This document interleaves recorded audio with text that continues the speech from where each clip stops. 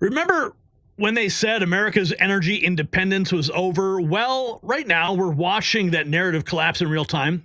President Trump has just established the National Energy Dominance Council, and what happened next was extraordinary. With a single executive order, he's unlocked 625 million acres of offshore resources that Biden tried to lock away. But that's not all. He's dismantling regulations from everything on dishwashers to drilling permits. And the deep state bureaucrats are in panic mode. Why? Because Trump isn't just cutting red tape, he's cutting off their control over your daily life. While Trump unlocks America's energy potential, the power companies are still trying to drain your wallet. It's like the deep state bureaucrats, they want control over every single watt you use. But just like Trump's taking back control of our energy sector, you can take back control of your power bill. Now this revolutionary device is doing for exactly what Trump is doing for American energy, maximizing efficiency and cutting waste. Don't let the power companies win. Visit don'twastepower.com for 65% off. That's don'twastepower.com. Take control of your energy costs today. Okay, let's get into it here. Promises made, promises kept. This is the Oval Office, President Trump signing executive orders banning COVID mandates in schools. This first executive order, it prohibits federal funding for COVID-19 mandates, vaccine mandates in schools. Okay, and that will meaning they want to clear that up, Yep. the discrepancy. So any schools that require students to be vaccinated with COVID-19 shot, then there's no more federal funding. So. Okay.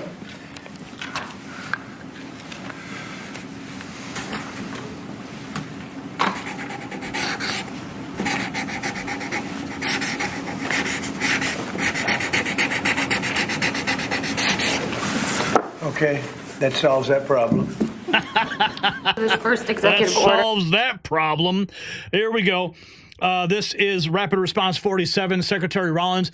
I've been less than 24 hours on the job. We've already done several briefings on the avian flu, but this really goes back to the Biden administration. Keep in mind that there were some Ebola cases that just popped up in New York. Perfect timing, right? Let's listen to this. Understand this cost. The president was very, very clear in his top priorities: securing the border, no new wars. But one of his top ones was grocery prices. I mean, we heard him say this for the last year or so as he was campaigning. It clearly continues to be a very significant issue. I, as the mom of 4 growing teenagers, especially can understand this cost of groceries. So I have been less than 24 hours on the job, but we've already done several briefings on the avian flu, how that has affected the cost of eggs. But really, Larry, this goes back before that, and the Biden administration with the regulations and all the rules and the cost of inputs and the decrease in exports for our ag community has certainly had a massive impact as well. It's happening, the president was folks. very, very it's clear. Happening. President Trump is doing it, signing another executive order on energy dominance. What a name. The Energy Dominance Committee. The Energy Dominance Council. and the vice. And here is an executive order establishing the National Energy Dominance Council. So that will be chaired by the Secretary of the Interior, Mr. Burgum, and the Vice Chair, Chris Wright. And so this will reduce costs with respect to energy, establish American independence with energy, and also unleash energy dominance. Good, thank you. And this is a big deal. We have more energy than any other country, and now we're unleashing it, to put it nicely. And I'd like to ask Doug, you're going to be heading it up. You and Chris, would you say a few words about it, please? Yeah, absolutely, sir. Good afternoon. President Trump wisely understood that under the Biden administration, there was a war against American energy, and today that war officially has ended. President Trump on day one declared a national energy emergency, and this is a real emergency because under the Biden administration restricted the production of oil and gas. Production's still coming, but when you stop holding leases, when you take 625 million acres of land out of ocean land, out of production possibilities through an executive order, you're really restricting the balance sheet of America. But today, as President Trump said, this is unleashed. The National Energy Dominance Council will be made up, all the folks that are standing beside me here, other cabinet leaders and many more, represent President Trump's wise decision that we need a whole of government approach to unwind. The Biden administration had a whole of government approach that had the war against U.S. energy. Now we need to turn that around 180 degrees and unleash that potential. We've got to unleash it from the Gulf of America all the way up to Alaska. We have amazing resources in this country, and we haven't been getting a return on them. Many of these are under public lands. The interior has 500 million acres of surface, 700 million acres of subsurface minerals, critical minerals, and offshore close to 2 billion acres. And that balance sheet is the biggest balance sheet in the world, and it's been completely underutilized. Everybody knows we have 36 trillion in debt as a country, but no one knows how many hundreds of trillions of dollars of assets we have. And President Trump is asking us to go get a return on that investment for the American people. And with that, we're going to have prosperity at home with lower prices, and we're also going to have peace abroad. Because the wars that we've been engaged in, or our allies have been fighting over the past few years, have been funded by the oil sales of our adversaries. So we have an opportunity, and we also are in an AI arms race with China. The only way we win that is with more electricity. And we also have an energy emergency in terms of electricity. Too much intermittent, unreliable, not enough base load. We've been shutting down the base load that we have. President Trump is going to reverse that, and it's going to allow us to win the AI arms race, which is the most important thing that we have to do relative to our future. So with the AI arms race is real, folks. Here's President Trump stopping to thank the Marines before boarding Air Force One at Joint Base Andrews. I was actually right there when he took off at the White House, and here he is landing at Joint Base Andrews, heading to Air Force One. How wild is that? I was right there at the White House when he took off. Okay, we've also got this. Secretary Wright on the potential for new energy jobs on the Gulf of America coast. Listen to this. Jobs, or what kind of piqued my interest is growing up on the Texas Gulf Coast, natural gas, the LNG that you mentioned. Yeah. What's the potential for like new jobs or growth in that area? I mean, that part of the country, Southwest Louisiana, Southeast Texas, they depend on that. I would say that potential is simply tremendous. You know, 20 years ago, the United States was the biggest importer of natural gas in the world. And we had natural gas prices 2 or 3 times higher than they are today. But with shale revolution and great entrepreneurs in Texas and Louisiana and across our great country, we are now today the largest net exporter of natural gas in the world. And so much of the world is depending upon natural gas is the fastest growing energy source, has been for 50 years. We were the driver of that, and then we paused. We stopped our ability to grow natural gas exports. Both the Japanese government and Indian government expressed great distress about that. They're going to count on energy imports from the U.S., and we may just change our mind. So I think they're thrilled to see the actions of this president say America's open for business. Yes, we have the energy, we have the people, we have huge job opportunities and investment opportunities, not just in the oil and gas industry, but all those surrounding communities that are lifted up by that more production here. And as we produce more production at scale, not only does it allow us to export, but it becomes more efficient, and it helps us drive down the cost for our domestic consumers as well. It's happening. The way you win and way you bring down prices is by tackling energy.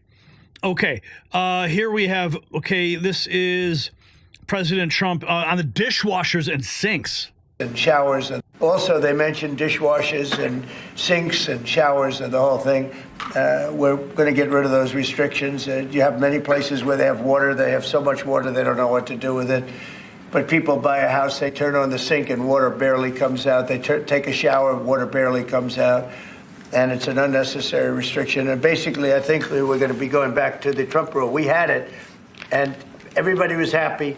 And then these people came in and they restricted it again. So we're going back, and we'll get it approved by Congress. In addition, we'll get it approved by Congress. So for 4 years, it's good, but we're going to get it permanently taken care of. And again, very environmentally friendly. But we want to be able to, when somebody turns on a sink to wash their hands or presses the button for a dishwasher, and there's barely enough water there's no water.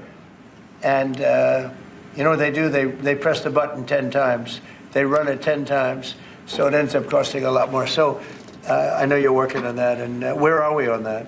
We're working closely with the Department of Energy with regards to rules that were enacted during the Biden administration. Inside of the EPA, we are overhauling the water sense standards that are there to update them for the American people, to bring down cost of living and combat inflation, and just pursue common sense.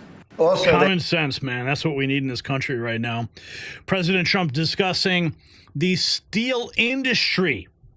Others also, but mostly. I saved the steel industry in my first term by putting on tariffs because China was dumping massive amounts of steel. Others also, but mostly China. And I put very substantial, we took in $600 billion worth of tariffs from China. No other president's taken up, literally haven't gotten 10 cents from China, not 10 cents. And hundreds of billions of dollars came in from China. And they understood it. They understood what I did. But the dumping stopped. And had I not done that, you wouldn't have one steel mill, I think I can say, not one steel mill operating in this country. And we need steel. We need steel. I mean, there are some things you have to have, and steel is one of them for military, et cetera. So I think steel is going to be very strong. It's going to be very strong. I think it'll go back to being really powerful. We saved it. We were talking about U.S. Steel last week. U.S. Steel would have been closed, totally closed. We saved it. And now it's going to become, I think, very, very profitable. The tariffs are going to save a lot of industries. Yes, they are. And we're looking forward to seeing that here. Here's President Trump talking about freedom of speech and J.D. Vance's remarks in Europe.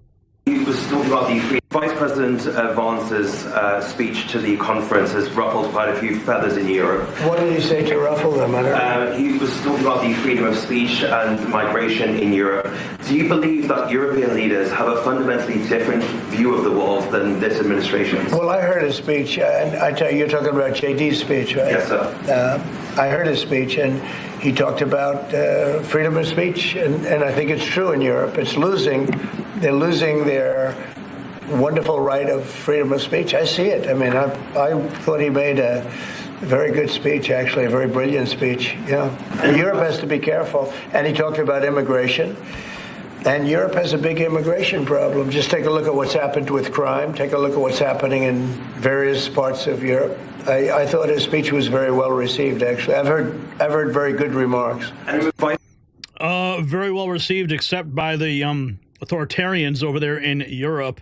Here we have Sean Duffy, Secretary Duffy, talking about carbon credits. And users, we've introduced our rules to start to look at the CAFE standards. So we're looking at how much it costs for end users when they put gas in their car. And the Biden era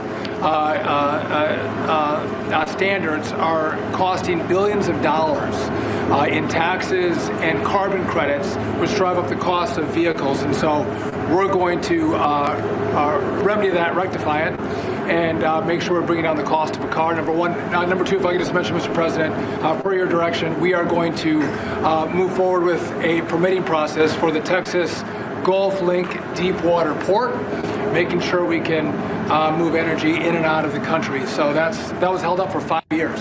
And it was stonewalled, bureaucrats got in the way. We're now going to move forward with that, making sure we have great oil infrastructure in the country. We've introduced... And I think that's Marine One you hear in the background there. I was only a few feet away from that office when that was all going down. Okay, we also have more. This is from Howard Lutnick about the golden age of America. It's going to the nanny state. You're feeling the end of the nanny state. From straws made of paper to regulation endlessly harming Americans and holding us back. It slows down our production and manufacturing, which we were talking about with the Prime Minister of India yesterday. You're hearing that about energy dominance.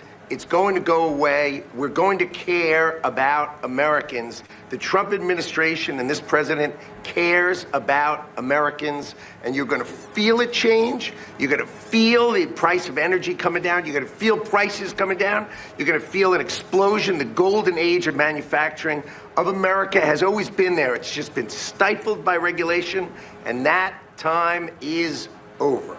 It's over, baby. I love this. Oh, man, I am so happy. President Trump is just kicking all kinds of butt. Okay. Freedom of speech, China dumping massive amounts of steel. I mean, this is all happening. Promises made, promises kept, and we're here for every moment of it. So the scale of what's happening is unprecedented. From dismantling Biden's restrictions to unleashing American energy production, Trump is systematically rebuilding our energy independence. The Commerce Secretary didn't skip a beat. He said it best. The golden age of American manufacturing has always been there. It was just stifled by regulation. But these executive orders, they are rolling out, and America's energy sector is roaring back to life. So we have to ask ourselves, why did previous administrations work so hard to keep America dependent on foreign energy? Who really benefits when American energy is suppressed and our manufacturing is shipped overseas? Drop a comment below. Enjoying the energy revolution with our Next News swag at the Next News shop, shop.nextnewsnetwork.com. Power up your wardrobe with the truth.